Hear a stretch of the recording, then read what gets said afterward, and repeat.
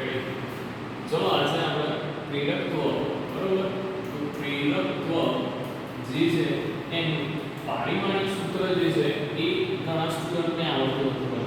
તો પ્રેરકત્વનું પારિમાણિક સૂત્ર કેવી રીતે બને તો તમને ખબર છે કે પ્રેરકત્વ મતલબ શું તો N∅B = I જે તમારું ચુંબકીય જે ફ્લક્સ છે એ પ્રવાહના સમપ્રમાણમાં હોય છે તો આના પર તમારે જો પ્રેરકત્વનું પારિમાણિક સૂત્ર બનાવવું હોય તો ∅B /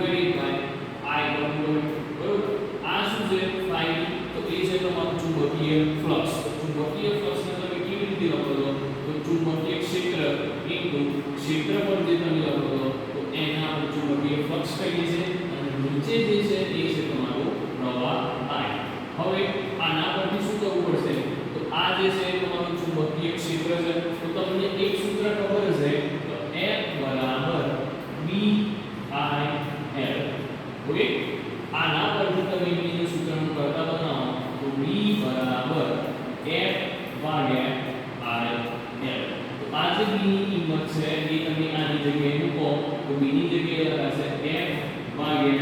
અહીંયા શું વધ્યું તો અહીંયા A વધ્યું તો અહીંયા પણ A લખી શકાય અને અહીંયા શું વધ્યું I તો અહીંયા શું લખી શકાશે I હવે બળનું પારિમાણિક સૂત્ર તો ખબર હશે બળનું પારિમાણિક સૂત્ર થાય m1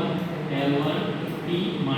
2 આ તમારું ક્ષેત્રફળ છે ક્ષેત્રફળનું પારિમાણિક સૂત્ર થાય L2 ડિવાઇડેડ અહીંયા તમારું કરંટ છે તો કરંટ માટે શું લખી શકાય તો A1 લખાય અહીંયા તમારું L છે L માટે L1 અહીંયા ફરીથી કરંટ છે તો કરંટ માટે પાછું A1 લખી શકાય તો અહીંયા જો તમે L1 કેન્સલ થઈ જશે તો તમારું પારિમાણિક સૂત્ર બનશે m1 અહીંયા બધું L2 અહીંયા છે T - 2 A1 તો A2 થશે અને A અંશમાં આવશે તો A - 2 તો તમારું પ્રેરકત્વનું પારિમાણિક સૂત્ર બને છે m1 L2 T - 2 અને A - 2 તો આ છે તમારું પ્રેરકત્વનું પારિમાણિક